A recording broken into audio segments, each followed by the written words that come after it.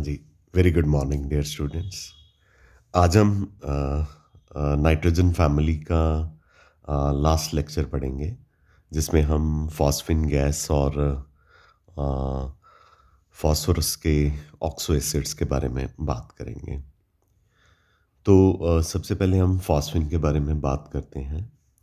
तो इसको phosphine gas को हाइड्रोजन फॉस्फाइड या फॉस्फोरेटेड हाइड्रोजन भी कहा जाता है। इसकी लेबॉर्ट्री प्रिपरेशन के लिए हम येलो फास्फोरस को एक्वस एल्कली के साथ या आप कह सकते हैं कि सोडियम हाइड्रोक्साइड के साथ ट्रीट करते हैं। तो हमें फॉस्फिन गैस के अलावा सोडियम हाइपोफॉस्फाइट भी मिलता है। तो इसमें ये जो रिएक्शन है, ये बहुत ही इम्पॉर्टेंट रिएक्शन है, क्योंकि इसमें दिखाया हुआ है कि फास्फोरस जो यहाँ पे ली गई है, उसका ऑक्सीडेशन स्टेट जो है वो ज़ीरो है। और राइट हैंड साइड पे इक्वेशन के फास्फोरस जो है सोडियम हाइपोफॉस्फाइट में भी है और फॉस्फिन में भी है। सोडियम हाइपोफॉस्फाइट में फास्फोरस का ऑक्सीडेशन नंबर +1 है और फॉस्फिन में फास्फोरस का ऑक्सीडेशन नंबर जो है -3 है।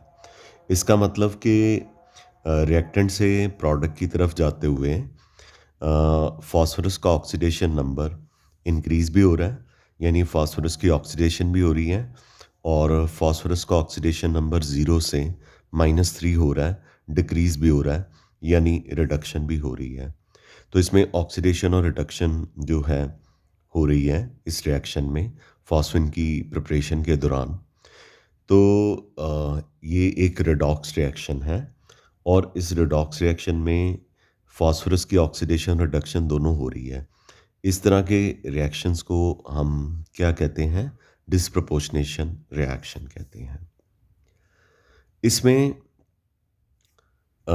फॉस्फिन के अलावा हमें एक साइड प्रोडक्ट जो है फॉस्फोरस डाइहाइड्राइड जो है वो भी मिलता है। तो दिखाया हुआ है, शो किया है यहाँ पे कि फास्फोरस जब सोडियम हाइड्रोक्साइड के साथ रिएक्ट करके वाटर बनाता है, तो एक तो हमें हाइड्रोजन गैस मिलती है फॉस्फिन के अलावा। रिएक्टेंट वही है P4, ठीक है, NaOH NaOH। लेकिन क्या है कि फास्फोरस NaOH के साथ रिएक्ट करके फॉस्फिन गैस बनाने के अलावा दो साइड प्रोडक्ट्स हमें स्मॉल अमाउंट में दे देते हैं, एक हाइड्रोजन और एक फास्फोरस डाइहाइड्राइड। तो इसकी प्रिपरेशन करने के लिए आपने करना क्या है कि सोडियम हाइड्रोक्साइड की कॉन्सेंट्रेटेड सॉल्यूशन को राउंड बॉटम फ्लास्क में ले लेनी है और उसमें येलो फास्फोरस डाल देना है। फिर आपने उसमें से कोल गैस, ऑयल गैस या कार्बन डाइऑक्साइड को फ्लास्क में बबल करना है और फ्लास्क को हीट करना है। फॉस्फिन गैस जो है इवॉल्व होगी, जैसे कि यहाँ पे डायग्राम में दिखाया गया है। यहाँ पे आपने वाइट फास्फोरस या येलो फास्फोरस और सोडियम हाइड्रोक्साइड लिया है और ऑयल गैस को पास किया है। फॉस्फिन गैस को आप कलेक्ट कर रहे हैं। तो फॉस्फिन के साथ एक साइड प्रोडक्ट था जिसके बारे में मैंने पीछे बात करी, फास्फोरस डाइहाइड्राइड के बारे में।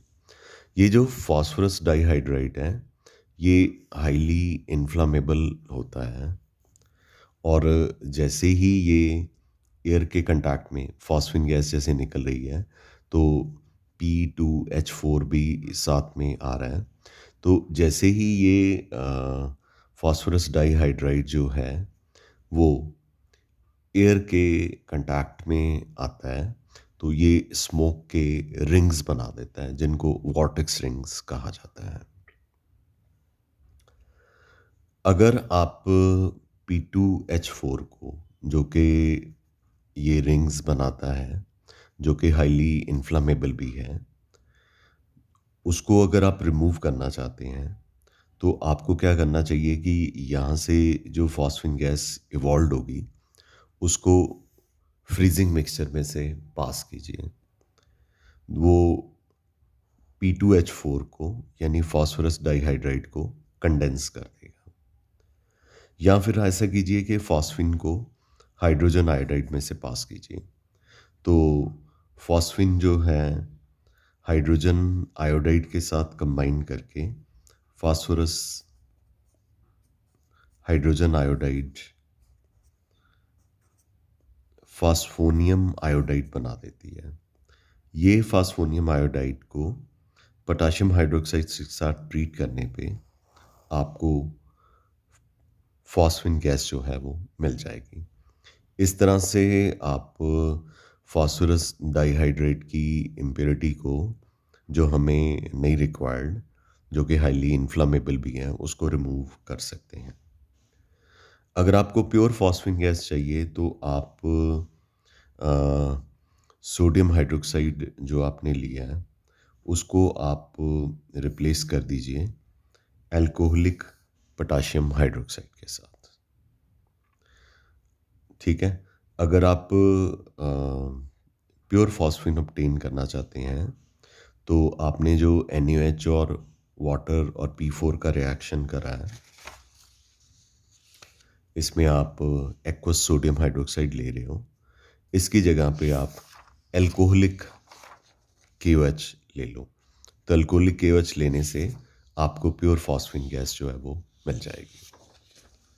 इसके अलावा फॉस्फिन गैस को प्रिपेयर करने के कुछ और भी मेथड हैं। फास्फोरस एसिड को हीट करने पे आपको फॉस्फिन गैस मिल जाएगी। ठीक है, साथ में फास्फोरिक एसिड मिल जाएगा। फास्फोनियम आयोडाइड को KOH के साथ ट्रीट करने पे आपको फॉस्फिन गैस मिल जाएगी। ये पिछले पेज पे भी आपको बताया। कैल्शियम फास्फाइड को वाटर के साथ या डिल्यूट HCl के साथ ट्रीट करने पे भी आपको फॉस्फिन गैस जो है वो मिल जाएगी। तो फॉस्फिन गैस को प्रिपेयर करने के ये मेथड हैं आपके पास। फॉस्फिन की फिजिकल प्रॉपर्टीज़ पे आते हैं। ये कलरलेस गैस है और इसकी जो स्मेल है अनप्लेजेंट गार्लिक स्मेल है, रॉटन फिश ऑडर है, एयर से हैवियर है ये गैस। ये 185.5 केल्विन टेम्परेचर पे लिक्विफाई हो जाती है और ये पॉइजनस इन नेचर है। केमिकल प्रॉपर्टीज़ की बात करें तो फॉस्फिन जो है रेड फास्फोरस में डीकम्पोज कर जाती है और हाइड्रोजन में अगर उसको 713 केल्विन टेम्परेचर पे हीट करें। कंबस्टिबिलिटी, ये एयर में ऑक्सीजन में बर्न करती है अगर इसको 423 केल्विन टेम्परेचर पे हीट किया जाता है और हमें फास्फोरस पेंटॉक्साइड और वाटर मिल जाता है। ठीक है बेटा, क्लियर है? ओके।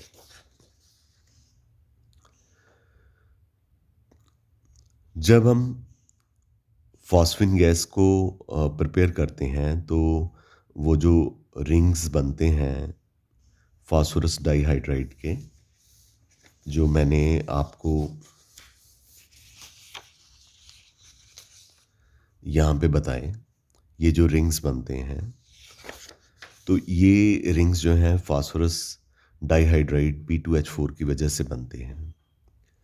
तो इसकी इस प्रॉपर्टी को हम होमी सिग्नल में यूज़ करते हैं। अब होमी सिग्नल क्या होते हैं? एक मेटेलिक कंटेनर ले लो, उसमें कैल्शियम कार्बाइड और कैल्शियम फॉस्फाइड को रख दो और उसमें 2 होल्स बना दो और इस कंटेनर को समंदर में फेंक दो। नहीं, आप समंदर में फेंकने स्पेशली नहीं जाओगे। होमी सिग्नल जो है, एक समुद्री जहाज दूसरे समुद्री जहाज को सिग्नल देने के लिए यूज़ किया जाता है कि आगे कोई इमरजेंसी है, डाइवर्ट कर जाओ। मतलब जो नेवीज़ होती हैं वो नेवल ऑपरेशंस में इस तरह के, अब तो चलो मॉडर्न इक्विपमेंट्स हैं, वायरलेस इंस्ट्रूमेंट्स हैं जिसकी हेल्प से वो एक दूसरे से बात कर सकते हैं। लेकिन अगर वो वायरलेस इंस्ट्रूमेंट नहीं काम करते तो उस केस में आपने एक समुद्री जहाज आगे चल रहा है और दूसरा पीछे आ रहा है, तो पहला जो है दूसरे को सिग्नल देना चाहता है। तो वो होमी सिग्नल देते हैं। तो उसमें एक मेटालिक कंटेनर लेके उसमें कैल्शियम कार्बाइड और कैल्शियम फॉस्फेट डाल देते हैं और उसमें 2 होल्स बना देते हैं और उसको समंदर में फेंक देते हैं, अगर उन्होंने सिग्नल पिछले आते हुए जहाज़ को देना है। तो पानी जो है वो कंटेनर के अंदर एंटर कर जाता है क्योंकि आपने उसमें होल करे हुए हैं। और कैल्शियम कार्बाइड जब पानी के साथ रिएक्ट करता है तो असिटिलीन गैस मिलती है। कैल्शियम फॉस्फेट जब वाटर के साथ रिएक्ट करता है तो फॉस्फिन गैस मिलती है। फॉस्फिन गैस के साथ-साथ P2H4 की इम्प्योरिटी जो है वो भी मिलती है व्हिच कैचेस फायर स्पॉन्टेनियसली। तो जो एसिटिलीन है उसने ये एक हाइड्रोकार्बन है C2H2, उसने ब्राइट ल्यूमिनस फ्लेम प्रोड्यूस करी जो कि पीछे से जो शिप आ रहा है उसको सिग्नल प्रोवाइड कर रही है कि आगे कोई डेंजर है, भाई नहीं आना, या आपने डाइवर्शन लेनी है, आगे कोई एनिमी का जहाज आ रहा है, तो आगे कोई चट्टान है, आगे कोई तूफान है, तो लाइक दैट इस तरह से होमी सिग्नल्स जो हैं वो प्रोड्यूस किए जाते हैं। आगे नेक्स्ट हमारे पास है action of chlorine. Phosphorus chlorine के साथ रिएक्ट करके फास्फोरस पेंटाक्लोराइड बनाती है। बेसिक नेचर में बताना है कि फास्फीन जो है हैलोजन एसिड के साथ हाइड्रोक्लोरिक हाइड्रोब्रोमेट और हाइड्रोजन आयोडाइड के साथ रिएक्ट करके फास्फोनियम क्लोराइड, फास्फोनियम ब्रोमाइड और फास्फोनियम आयोडाइड बनाती है। नाइट्रिक एसिड के साथ रिएक्ट करके फास्फोरस पेंटॉक्साइड और नाइट्रोजन डाइऑक्साइड हमें मिल जाता है। नेक्स्ट केमिकल प्रॉपर्टी है कि फास्फिन जो है एल्युमिनियम क्लोराइड और स्टैनिक क्लोराइड के साथ रिएक्ट करके एडिशन कंपाउंड जो हैं बना देती है। और इसके अलावा ये क्यूप्रस क्लोराइड के साथ भी हाइड्रोक्लोरिक एसिड की प्रेजेंस में रिएक्ट करके एडिशनल कंपाउंड जो है बना देती है। ये फॉस्फाइड्स भी बनाती है। जब फॉस्फिन गैस को कॉपर सल्फेट सॉल्यूशन में से पास करते हैं तो ब्लैक प्रेसिपिटेट जो हैं क्यूप्रिक फॉस्फाइड के हमें मिल जाते हैं। और सिल्वर नाइट्रेट के साथ फॉस्फिन को ट्रीट करने पे भी हमें ब्लैक प्रेसिपिटेट जो है वो सिल्वर फॉस्फाइड के मिल जाते हैं। ये फॉस्फिन का स्ट्रक्चर है। इसकी हाइब्रिडाइजेशन sp3 है। बॉन्ड एंगल जो है वो 93 डिग्री है, लिखा हुआ है HPH। यहाँ पे एक लोन पेयर ऑफ इलेक्ट्रॉन है और ये जो स्ट्रक्चर है पिरामिडल है। sp3 हाइब्रिडाइजेशन है तो लोन पेयर ऑफ इलेक्ट्रॉन होने की वजह से इसको ज्योमेट्री तो इसकी टेट्राहेड्रल है, तो शेप जो है इसकी वो पिरामिडल कहलाती है। यूजेस होमी सिग्नल, मैंने अभी अभी आपको बताया कि होमी सिग्नल क्या होते हैं, ये इसका सबसे इम्पॉर्टेंट यूज़ है। इसके अलावा ये स्मोक स्क्रीन बनाने के और मेटालिक फॉस्फेट बनाने के काम आती है। नेक्स्ट हमने अमोनिया और फॉस्फिन गैसेस का कंपैरिजन करा हुआ है। अमोनिया गैस कलरलेस है, फॉस्फिन गैस कलरलेस है। अमोनिया की गैस पंजेंट स्मेल होती है, फॉस्फिन गैस की स्मेल जो है रोटन फिश जैसी होती है। Ammonia is highly soluble in water, phosphine जो है लेस सॉल्युबल इन वाटर है। ठीक है। इसके अलावा जो फिजियोलॉजिकल एक्शन की बात करें तो जो फॉस अमोनिया गैस है ये नॉन पॉइजनस है।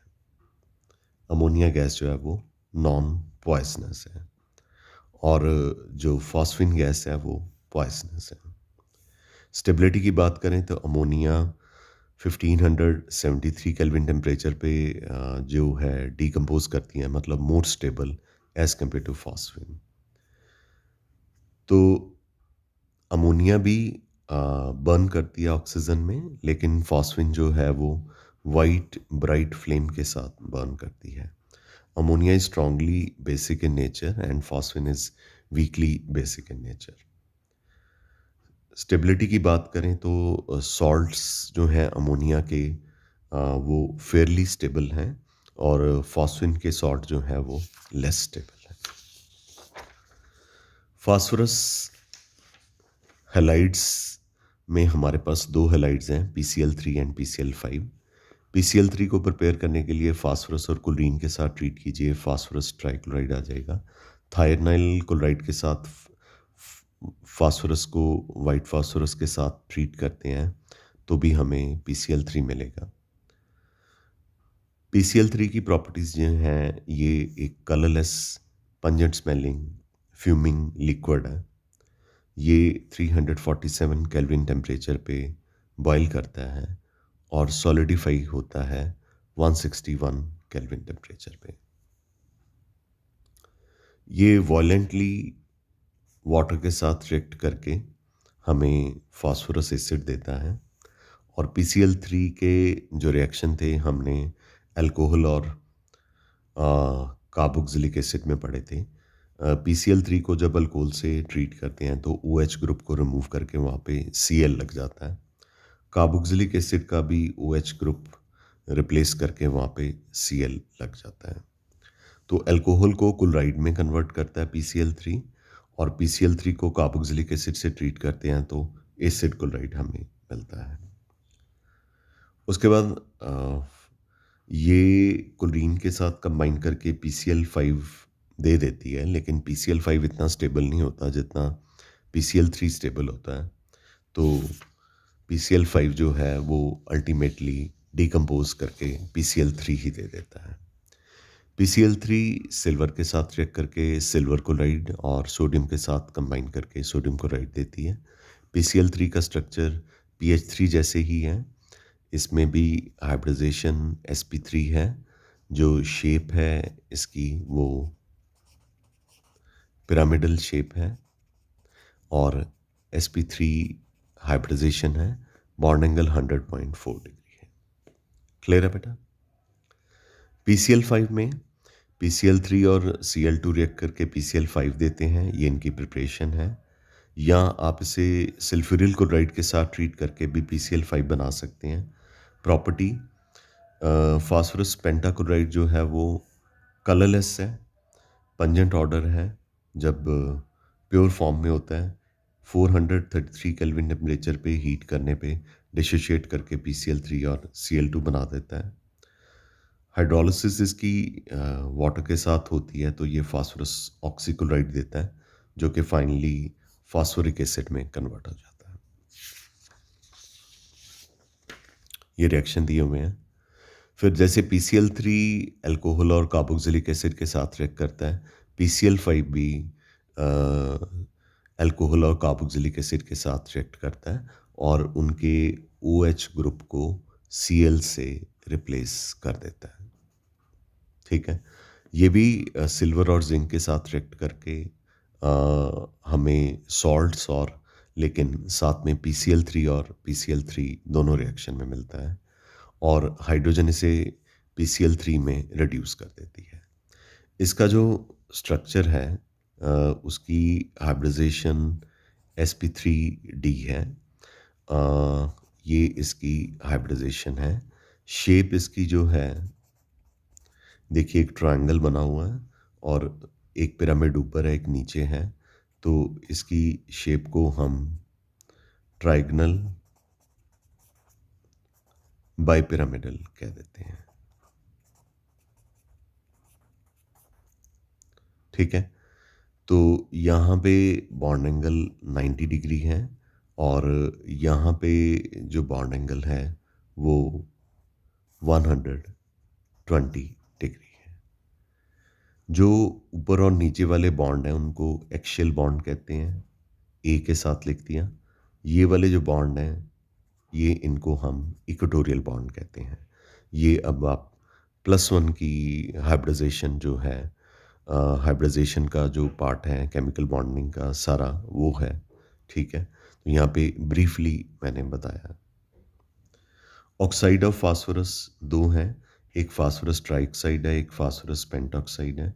फास्फोरस ट्राइऑक्साइड बनाने के लिए बड़ा सिंपल मेथड है, P O P P O P P O P P O P P O P P O P.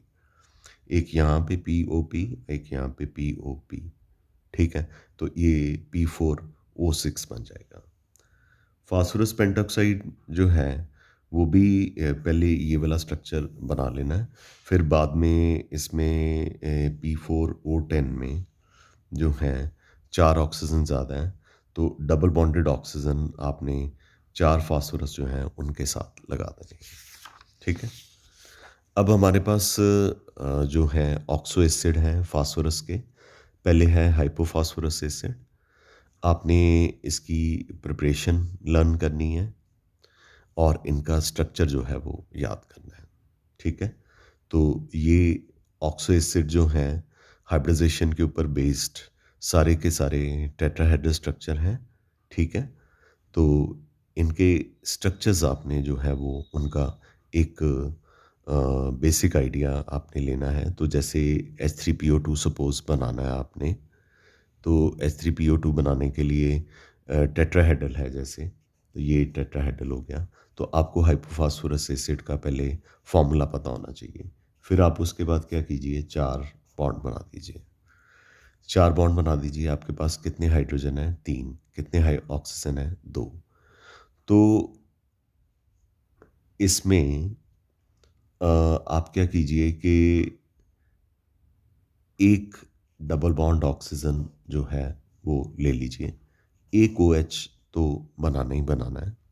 ठीक है, बाकी क्योंकि एसिड है, तो एसिड है तो ओ एच होगा तो एच रिलीज होगा, क्योंकि ऑक्सीजन इलेक्ट्रोनेगेटिव होता है तो वो हाइड्रोजन के इलेक्ट्रॉन को अपनी तरफ अट्रैक्ट करता है। तो हाइड्रोजन का रिलीज होना तभी पॉसिबल है अगर ओ एच ग्रुप यहाँ पे लगा होगा। तो ओ एच ग्रुप लगा दिया हमने।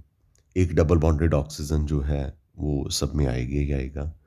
तो हमने इस स्ट्रक्चर में से एक एच ले लिया, दो ऑक्सीजन भी पूरे कर लिए, एक पी भी पूरा कर लिया, दो हाइड्रोजन रह गए।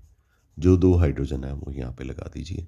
तो इस तरह से ये sp3 हाइब्रिडाइजेशन होगी और ये क्या हो गया, टेट्राहेड्रल हो गया। अब हमारे पास है ऑर्थोफॉस्फोरस एसिड। इसके लिए भी ऐसे कीजिए, मैं आपको +1 की केमिकल बॉन्डिंग का काम यहाँ पे करवा रहा हूँ। तो ये आपने फास्फोरस ले लिया, तो ये भी sp3 हाइब्रिडाइजेशन इसकी होती है। तो एक ओ एच तो आपने लगाना ही लगाना है। ठीक है, एक ओ एच आपने लगा दिया, बाकी दो ऑक्सीजन आपके पास और बच गए। ये लीजिए, दो ऑक्सीजन हमने लगा दिए। तीन हाइड्रोजन है, एक हमने यूज़ कर लिया। ठीक है, तो एक फिर कहीं और लग सकता है, या यहाँ पे या यहाँ पे। चलो हमने यहाँ पे लगा दिया। एक जगह भी खाली है, तो यहाँ पे भी हाइड्रोजन लगाना पड़ेगा। फिर जो ऑक्सीजन अगर डायरेक्टली सेंट्रल एटम के साथ अटैच है तो ये डबल बॉन्डेड होती है। ठीक है, तो इस तरह से ये भी sp3 हाइब्रिडाइजेशन और टेट्राहेड्रल स्ट्रक्चर जो है वो आपका बन गया। So as preparations are concerned, वो तो इक्वेशन है, वो आपको लर्न करनी पड़ेगी। ठीक है, तो लेकिन स्ट्रक्चर्स ओवर आर कंसर्न्ड मैंने आपको बता दिए कि स्ट्रक्चर इसके कैसे आपने ड्रॉ करने हैं। ठीक है, मैं एक और आपको प्रैक्टिस करवाता हूँ कि कैसे इसका स्ट्रक्चर बनाना है। हाँ, आगे H4P2O5 आ गया, इसमें दो फास्फोरस हैं। तो दो फास्फोरस हैं, हमने दो फास्फोरस ले लिए। चार बॉन्ड हमने बनाने हैं, चार बॉन्ड हमने बना दिए। ठीक है, तो ये तीन ही बने हैं। तो ऑक्सीजन ऑड नंबर है, तो एक ऑक्सीजन आप दोनों फास्फोरस के बीच में बना दीजिए। एक ऑक्सीजन यूज़ होगी। अब मैंने क्या कहा था, एक ओ एच आपने लगाना ही लगाना है। अब कितने ऑक्सीजन यूज़ हो गए, तीन। हैं कितने, पाँच। अब इवनली डिस्ट्रीब्यूट करना है बाकी दो ऑक्सीजन को। एक यहाँ पे लगा दो, एक यहाँ पे लगा दो। ऊपर लगाना, ऊपर लगा दो। हाइड्रोजन कितने हैं, चार। 4 हाइड्रोजन है, तो 1 हाइड्रोजन यहाँ पे अगर लग जाता है, 1 यहाँ पे लग जाएगा, ठीक है? तो 2 हाइड्रोजन हो गए, बाकी 2 बच गए, 2 यहाँ पे आप लगा दीजिए, ठीक है? तो इस तरह से नहीं, ये 6 हो गए, तो फिर आपने क्या करना है कि ये हाइड्रोजन हटा के यहाँ पे डबल बॉन्डेड ऑक्सीजन कर दीजिए, ठीक है? तो एक ओ एच जो है वो लगाना था, वो लगा ही दिया हमने, ठीक है? तो मैं इसका स्ट्रक्चर एक बार फिर से आपको बता देता हूँ। H4P2O5, ये फास्फोरस है, ये फास्फोरस है, ऑक्सीजन ऑक्सीजन, ठीक है? तो 4 बॉन्ड इसके बनने चाहिए। तो 1 2 3 4, इस फास्फोरस के साथ भी 1 2 3 4। तो एक ऑक्सीजन हमने लगा दिया, तो एक ओ एच जो है वो लगाना ही लगाना है, जहाँ मर्जी लगा दीजिए। तो 2 हाइड्रोजन भी हो गए। अब 2 हाइड्रोजन हमारे पास बच गए और 2 ऑक्सीजन भी बच गए। 2 ऑक्सीजन हमने यहाँ पे लगा दिए। 2 हाइड्रोजन बच गए। अगर मैं हाइड्रोजन यहाँ और यहाँ लगा देता हूँ तो ये खाली रह जाएगा। तो इसलिए हाइड्रोजन मैं यहाँ पे लगा देता हूँ, तो इसको क्या कर देता हूँ, डबल बॉन्डेड। ये भी sp3 हाइब्रिडाइजेशन है और ये भी जो है वो क्या है, टेट्राहेड्रल है। Got it?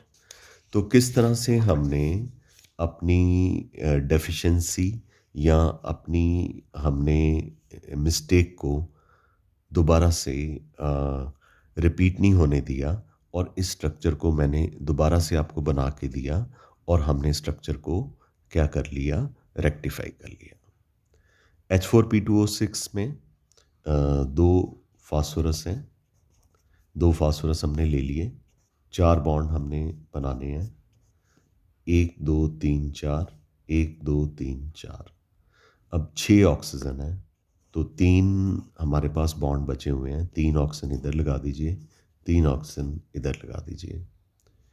तो हाइड्रोजन कितने हैं, हाइड्रोजन कितने हैं, 4 है। 4 हाइड्रोजन है, तो 4 हाइड्रोजन है, तो मैं कहता हूँ कि यहाँ लगा दो, यहाँ लगा दो, यहाँ लगा दो, यहाँ लगा दो। अब ऑक्सीजन जो है, अब पहले इसका फॉर्मूला देखिए, कंप्लीट हो गया। H4 1 2 3 4, 2 फास्फोरस कंप्लीट हो गए, 6 ऑक्सीजन कंप्लीट हो गए। ऑक्सीजन हमेशा सेंट्रल एटम के साथ डबल बॉन्डेड अटैच होता है, double bonded oxygen central atom के साथ अटैच होता है। ये भी जो है ये टेट्राहेड्रल स्ट्रक्चर है, sp3 हाइब्रिडाइजेशन है। और जितने हाइड्रोजन ऑक्सीजन के साथ लगे हैं वो इसकी बेसिसिटी होती है। तो इसकी बेसिसिटी जो है वो 2 है। ये डाई बेसिक एसिड है। डाई बेसिक एसिड का मतलब ये 2 हाइड्रोजन रिलीज कर सकता है, ये 4 हाइड्रोजन रिलीज कर सकता है। इसकी बेसिसिटी जो है वो 4 है और ये टेट्रा बेसिक एसिड है, ठीक है? ऐसे ही पीछे चले जाते हैं। इसमें एक ओ एच है, तो एक ओ एच है, तो ये मोनोबेसिक एसिड है। इसकी बेसिसिटी जो है वो 1 है, यानी कि ये एक हाइड्रोजन इसका आयनाइजेबल है, जो कि किसी बेस के साथ रिएक्ट कर सकता है। ये 2 हाइड्रोजन इसमें ऑक्सीजन के साथ अटैच हैं, तो इसकी बेसिसिटी जो है वो 2 है और ये क्या हो गया, डाई बेसिक एसिड हो गया। इस तरह से हमने इनके स्ट्रक्चर्स जो है वो ड्रॉ करने हैं। I am sure this is clear to you. आगे मेरे पास ऑर्थोफॉस्फोरिक एसिड है, फास्फोरस हो गया, 4 बॉन्ड बना दीजिए, 4 ऑक्सीजन है मेरे पास, तो मैं चारों की चारों बॉन्ड पे ऑक्सीजन लगा देता हूँ। 3 हाइड्रोजन है मेरे पास, तो मैं 3 हाइड्रोजन जहाँ मर्जी लगा देता हूँ। तो एक ऑक्सीजन खाली रह गया, खाली ऑक्सीजन को डबल बॉन्ड के साथ ही अटैच करना है। तो 3 हाइड्रोजन ऑक्सीजन के साथ लगे हैं, तो इसकी बेसिसिटी जो है वो 3 होगी। तो ये कौन सा एसिड हो गया, ट्राई बेसिक एसिड हो गया। Got it? तो आई एम श्योर कि आपने ये सीख लिया है कि एसिड्स के स्ट्रक्चर जो हैं वो कैसे बनाने हैं। ऐसे ही H4P2O7 का स्ट्रक्चर है, इसमें एक ऑड ऑक्सीजन है, तो ऑड ऑक्सीजन को बीच में लगा देना है। बाकी जो HPO3 है, जिसे मेटाफॉस्फोरिक एसिड कहते हैं, ये साइक्लिक स्ट्रक्चर और पॉलीमर स्ट्रक्चर है, इसको आपने ऐसे ही बनाना है। यहाँ पे डबल बॉन्ड ऑक्सीजन है, ये मिसिंग है, ये मैंने यहाँ पे बता दिया। तो आई एम श्योर कि आपको ऑक्सो एसिड्स जो है फास्फोरस के, वो अच्छी तरह से बनाने आ गए। तो इसके साथ ही हमारा नाइट्रोजन फैमिली का चैप्टर जो है वो ख़त्म हुआ। एक आधा एसिड और होगा, नहीं है, सारे हो गए। इम्पॉर्टेंट करेक्टरिस्टिक्स हैं जो ऑक्सो एसिड्स की, वो मैंने बता दी हैं सारी। ठीक है? तो जैसे कि जितने भी ऑक्सो एसिड हैं वो टेट्राहेड्रल होते हैं, sp3 हाइब्रिडाइजेशन होती है। अगर ऑक्सीजन अकेला फास्फोरस के साथ हो तो या तो कोऑर्डिनेट बॉन्ड के साथ या डबल बॉन्ड के साथ अटैच होना चाहिए। और ऑक्सो एसिड्स में फास्फोरस की ऑक्सीडेशन स्टेट +3 अगर होती है तो ये डिस्प्रपोर्शनेट रिएक्शन भी शो करता है। ठीक है? और फास्फोरस और हाइड्रोजन का जब बॉन्ड होगा वो सिंगल बॉन्ड होगा। फास्फोरस और OH का जो बॉन्ड होगा वो भी सिंगल बॉन्ड होगा, लेकिन फास्फोरस और ऑक्सीजन का जो बॉन्ड होगा वो डबल बॉन्ड होगा। With this, I would like to conclude nitrogen family as a whole. Each and everything has been taken care of. फिर भी आपको कोई प्रॉब्लम हो तो आप 6:30 के बाद मुझे कॉल कर सकते हैं।